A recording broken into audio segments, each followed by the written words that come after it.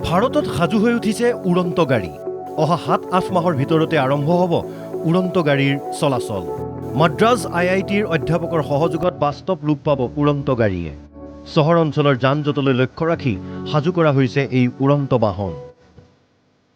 আধুনিকতাৰ লগে লগে অত্যাধুনিক যান বাহনে প্ৰভাৱ পেলাইছে বিশ্বৰ প্ৰতিজন নাগৰিকৰ মনত। গাড়ী ক্ৰয় কৰাটো সহজলভ্য হৈ পৰা হেতুকে বিশ্বৰ প্ৰতিখন চহৰতেই দিনে দিনে বৃদ্ধি পাই আহিছে অস্বাভাৱিক যান জঁটৰ সমস্যা। ইয়াৰ লগে লগে নাগৰিকসকলৰ সন্মুখত দেখা দিছে আন এক সমস্যাই। পৰিৱেশ প্ৰদূষণৰ লগতে নিৰ্ধাৰিত সময়ত গন্তব্যস্থানত উপনীত হোৱাটো প্ৰত্যাহ্বান হৈ দেখা দিছে যিকোনো লোকৰ বাবে।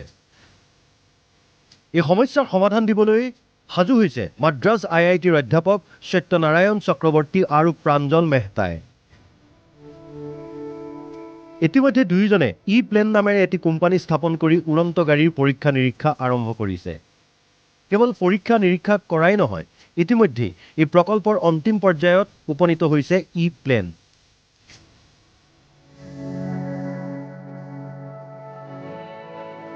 চৰকাৰী আনুষ্ঠানিকতাও সম্পূৰ্ণ কৰি তোলা হৈছে। প্লেনৰ প্ৰতিষ্ঠাপক অধ্যাপক চক্ৰৱৰ্তী আৰু মেহতাই প্ৰকাশ কৰা মতে অহা ৭-৮ মাহৰ ভিতৰতেই দেশত চলাচল কৰিব পৰাকৈ সম্পূৰ্ণ এই উড়ন্ত গাড়ী। আৰু ইয়াৰ লগে লগে বৰ্তমানৰ পৰম্পৰাগত পৰিবহণ ব্যৱস্থাৰ বিকল্প হৈ উঠিব এই উৰণীয়া গাড়ী।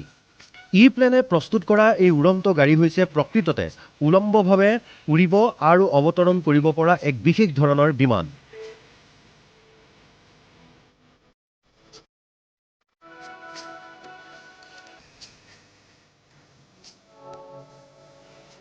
ফ্লাইং টেক্সি ৰূপে নামকৰণ কৰা এই গাড়ী চলিব বিদ্যুতৰ সহায়ত।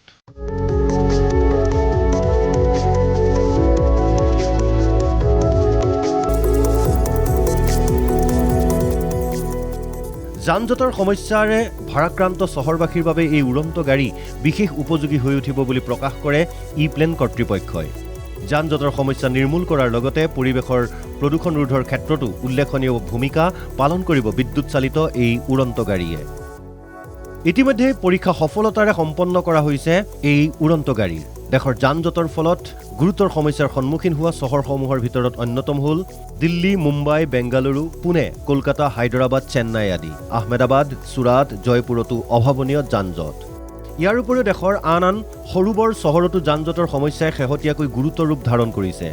এই চহৰসমূহত প্লেনৰ এই উড়ন্ত গাড়ীয়ে নাগৰিকসকলক যান জঁটৰ সমস্যাৰ পৰা মুক্তি দিয়াৰ লগতে পৰিৱেশৰ সংৰক্ষণৰ ক্ষেত্ৰতো উল্লেখনীয় ভূমিকা পালন কৰিব বুলি প্ৰকাশ কৰিছে প্লেন কৰ্তৃপক্ষই।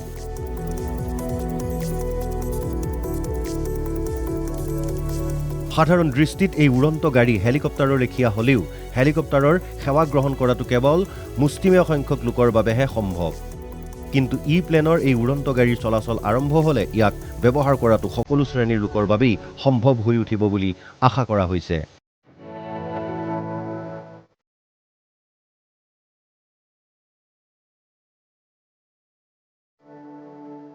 News desk report, NKTV+।